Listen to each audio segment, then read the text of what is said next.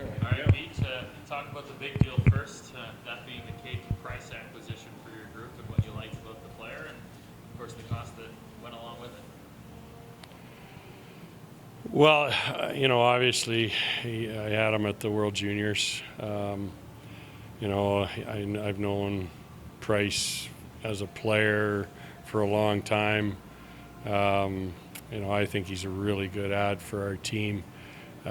Brings a lot of really strong experience, comes from a real good organization, has had good coaching, he's. The thing about Price for me is he's a bit of a Swiss Army knife in a lot of ways. Like he's an all-around defenseman. He can run a power play if you need him to. He can be a shutdown guy. The way he skates and the way he can move the puck is very, very important to our hockey club. So, a really good add. His character is without question. So those are all really important assets for us. Certainly we gave up, a significant amount to add this player. Giving up Will Sharp was a real tough one for me. Personally, when you draft a kid in the first round like we did with Will, and he came in and really played well for us, really has developed into a real good player. So, that one really stings for me. But to get something, you got to give up something, and we were in that mindset this year. And of course, we had the buyer in Kelowna hosting the Cup next year, so we know Will was going to go to a good spot, and that was a big part of that too. I guess, Pete, having a little bit of an older defense with 19-year-old Price there, how important is that going to be in the second half of the season, having his leadership back there going forward? Yeah, I think it rounds out our back end nicely. We liked our top four, even with Sharpie in there. But to add the experience that Caden brings, I think is paramount. You look at our six right now, it's really strong. So I think we're, once we get everybody into our lineup, once we get through the injuries and we get through the suspensions and the resting from World Juniors and all that, it'll be fun to see our full lineup all together at some point, but that might not be for a little while yet. Made another trade today to acquire Anthony Wilson from Regina Pats. What do you know about the player? What do you like about that player? Bring some edge, bring some sandpaper to our lineup. He can skate. He plays hard. He competes hard. Has a little nastiness. I don't mind that. So I think this player can help us a lot. We haven't been able to talk to you since the Gustafsson trade as well. Maybe talk about that acquisition. We haven't seen him yet, still recovering from injury, but to add a signed guy that's won, what does that do for the group? That's a big add, especially for the cost. I think because of his situation, we got him at a bit of a discount rate. We wouldn't have got him for that if it wasn't the way it is. So we're lucky to add him. He's coming from a good organization. He's won there. He's part of an NHL organization that we know very, very well, and I've got lots of good relationships with the people in that organization. So we're really excited about adding Aden Jordan. He's a winner. His character is off the charts. He produces in important games. He's got a real good track record with that. So, and he can fit in our lineup in different ways, and that's what we like about him too. Whether he plays center, whether he plays the wall, we'll leave that to the coaches to figure out. How much of a premium did you put on championship experience? Because you've brought in 4 guys that have won in this league. How much was that an appetite for you? Yeah, it played a part. I think when we did the Jagger deal, and even the way I say that, Unger is kind of the forgotten player. People always talk about how much we paid in the Jagger deal, and they forget that we got a top center iceman and a top goalie in the deal. So, you know, that was a big part to solidify things right in that position right out of the gate. And then, you know, adding Port earlier, I thought was a real important. You know, he plays in that 5-hole for us, but he can always move up at any given time. And just judging by the way he played at the World Juniors, I thought he played great for the Czechs. So that's another little, little tool in our toolbox that we've added. You know, a guy like him that's done well at the World Junior level, which is a whole different level than what we're playing now. So you know, those are all key parts. You know, and something that we've kind of had in the back of our minds for sure. When you look at the group and how you have it constructed now, in comparison to everybody else that seems to be hatting around you, level of confidence with the roster constructed to this point? You know, the Central Division, you know, is really a juggernaut. I mean, just this division alone. I mean, there's lots of good teams in the East yet. I know Saskatoon have moved a couple of guys, but they're still a really good team. You know, so I think you know, we've got a tough road in front of us, but an exciting road. What the heck? I mean, that's what we're here for. You know, and I'm excited about the situation. We got a great coaching staff. You know, I really like where we're at. You know, there's lots of good teams, so we're going to be challenged. And hopefully that makes us better for any kind of a playoff run that we do have. I guess, Pete, what do you anticipate? You made a couple of moves today. You still got a couple of days till the deadline. What do you anticipate? What are you guys maybe looking for now in the next couple of days here? Yeah, I think we're done, but never say never until it's totally done. We'll see. We'll still poke around out there and see if there's an ad for us that might fit. But I think you know, I think we're in a situation where we could probably sit tight now, but we'll see. Outside of the trade deadline, just looking at the team up between the Hurricanes, Jagger, and SRI Homes, how does it feel to be able to team up with them for the Jagger Bombs initiative? Yeah, I mean, Jagger's a special player. I mean, he's a special kid. He's a special player. He's a great ad for our team. Like he's just fit right in. You know, I can't say enough about this ad for our organization and how he plays, and I think we can say that about Gustafsson too.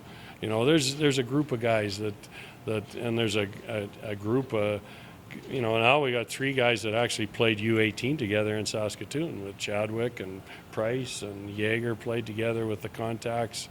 You know, the familiarity's nice. You know, there's a really a good feel within our group, but we got to nurture that too yet. Like that's something we've got to work at now and bring this group together to act as a unit and not just a bunch of individuals. I'm not sure if I answered your question, but Sorry, I was asking more about the initiative where you guys are going to donate to the Alzheimer's Society. Oh, I didn't even know about that. So I'm so out of the loop in some ways. I'm sorry. I didn't understand the question. That's why I just rambled on and really didn't say much, which is so typical. But sorry about that. I'm sorry. Sorry to interrupt, but you mentioned the competitive nature of the Central Division right now. Obviously, you know, Medicine Hat made a big addition with Molendyke and Mino with Calgary, guys you saw at the World Juniors, and speak to the importance, you know, adding Price and everyone that you have, and what your expectations are for, I mean, not expectations, but speak to the competition level you're going to be seeing for the rest of the season, I guess. Well, Calgary's a good team. I mean, they're a good team. They added a really good player in Sawyer. You know, I think they're a formidable opponent for sure. I mean, and whenever we play Calgary, it doesn't matter which team's good and which team isn't. We don't really like each other a lot. and that's fine. That's I don't mind that. We're not supposed to like each other. You know, and I think Medicine Hat, obviously, with the rivalry we have with Medicine Hat, you know, it's a good that's a real good, healthy rivalry. They've had Molendyke's just a real special player. You know, they added a really good player there. So, you know, I can't say enough about, you know, about the 3 Western Leaguers that we had on the World Junior team. All 3 are real quality people and quality players. When you look at the group now, how important was it for you to be able to add to the group, to give guys that have been here for such a long time, like Chadwick and Wormold and Edwards, an opportunity, McCutcheon, to go on a run? Yeah, I agree. That's a really good question. I think that when you look in their eyes, they're excited. You can tell they're excited, right? They know how I feel. You know, we've been competitive over the last number of years with these guys, but now they sense there's something else to add, and you know, so you know that's really positive, I think, and I think it's great for our organization. You know, we've kind of been patient with things for a few years, you know, and had some runs earlier, 4 or 5 or 6 years ago, but now, you know, hopefully we can have a real solid, competitive run for a while. How hard is it from a manager standpoint to, you obviously acquire good players, but to give up the price that you have to do business in the league the way it is now? Maybe just talk to that and how the landscape has changed a little bit over the last 5-6 years. Just about makes you sick. Yeah, it's a different landscape, and that's one thing that I've really had a hard time dealing with. And this year, I just thought, well, everybody else seems to be doing it, but you know, if we want to have a chance, you know, let's see if we can do something too. And you know, it's hard, but you know, I'll lose a lot of sleep trying to get picks back now for the next 4 years, and that's the way it is. It's that seems to be the life of a general manager in our league right now. Kind of going off what Dustin said there, seeing those moves that Calgary, Medicine Hat made in the past few days, do you feel like that kind of pushed you to make these deals, or are these deals you would have done regardless? Well, once we didn't get the cup, we pivoted, right? You know, we kind of, you know, looked at our group. We thought we had a solid group, but we didn't have an elite group of guys. We needed to add those guys, and you know, by adding some of the guys we've added, I think we've kept the group pretty much intact, and added some elite players to our lineup. You know, maybe we, you know, and you can arguably say we got the best coach in the league too. You know, so why not? Why not? And I think that, you know, we know we're in tough in our division and in our conference and in the league, but that's what makes the Western League the best league in the world. It's, you know, and that's what's exciting about playing in our league, right? You know, so you know, and I've been lucky enough to work in this league a long time, and you know, I've enjoyed working in here, and hopefully we can have a bit of a run here this year, and you know, and reward not only our players but our fans. I guess, Pete, did you toss up the idea of making a trade, considering Miguel Marcus was on the shelf for a little while here, or did you consider a trade to kind of fill that gap in the lineup? Yeah, Miggy, we'll watch and see how Miggy heals, and what his timeline is going to be. It's a bit of a question mark right now. So, you know, the big thing with Miggy is just sorry, you can tell that some of these moves made me sick. Yeah, you know, Miggy just needs to be positive and keep a positive attitude, and hopefully we can get him healthy and get him back. But, you know, but it's the group. It's not just one player, right? It's how we look at our team how we look at our group and how we look at our whole team as a whole, and and even our affiliate players who can come in and help us at any given time. Like, we feel that we've really shown in the last month by bringing in some affiliate players that look like they can contribute when they come in, and that to me is a real key to any kind of success for some depth going forward. How much did that play a part in having a really good nucleus of prospects that you can lean on in the years to come to be able to go in and dig into the draft capital to make these trades? Yeah, I think, knowing what we'd have coming back, knowing the group of 09s that we have, knowing the Easton Deneau coming in and showing what he can do, knowing what Pichette has shown when he's come in and played. We know our goaltending depth is solid, and that's why moving Bottinger to Kelowna was an option for us, and added to that and helped in making that deal go over the top. I think we've created, and I credit our scouting staff. Our scouts have done a great job, in creating depth for us. So that was a big part of it too. And it was fun. Not that I was at the games, but I watched the games that Deneau came in and played. That was really exciting to see what he brings, and he's going to be an exciting player for this organization for a long time. And I like the guys that came in and played in our back end too. And so those are all really positive things for us. Now, looking at the World Juniors, Pete, obviously not necessarily the ending we wanted for Canada, but can you maybe touch on the learning experience that this is for the players, especially the Hurricanes that were at the World Juniors? That which doesn't kill you makes you stronger. I think, and I don't read, listen, or watch anything that's of all the BS that's out there. I think that the players that played in it were really good players and dedicated to Canada and did it out of loyalty for Canada. I think Dave Cameron didn't need to come back as the head coach. He had won before. He came because he was asked.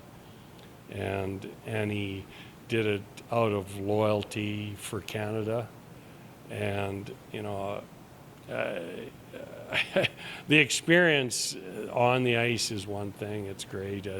There's nothing greater than representing Canada at the world stage. I mean, it's unbelievable. With that, if things haven't gone perfect, things can turn, and in some cases ugly, right? And it's an experience. You learn from it. I feel bad for our players but ultimately it's the losing. All the noise. It's either people trying to create viewership for themselves or make themselves self-important. I don't worry about that. I don't care about that. I haven't had one call. Not one call. I've had 1,000 texts in support, but haven't had one call. So, I think that part is really unfortunate, and that our country and everything's kind of gotten to that. I think it's actually sad, to be very honest with you. We had a really good group. We had a good plan. We had a good group of guys. I think our coaching staff was awesome. There's it just shows how hard it is to win at that level. There's 5 or 6 teams that can win at that level, and it can turn at any time. And ultimately we didn't get it done, and that, it doesn't really sit well with me. But it doesn't matter what people say. I feel sick because of us losing, and I feel bad for the players and the team and Team Canada. You know, everybody else, it doesn't matter. Nobody else really matters because they weren't in the fight. They don't know. They don't know the details. So that's the way it is. And just to see Port bring home a bronze and the way Czechia developed as the tournament on, it was like for you to see that. Yeah, really proud of Port. I thought that was awesome. Good for him. He played really, really well over there. I was really excited about seeing that. I hated to lose to his team, but you're proud of the player, right? And you know when he walks in here and he's excited about being back here after, and he's proud of what he's done, right? You know, and he rightfully so. Good for him. I'm happy for him.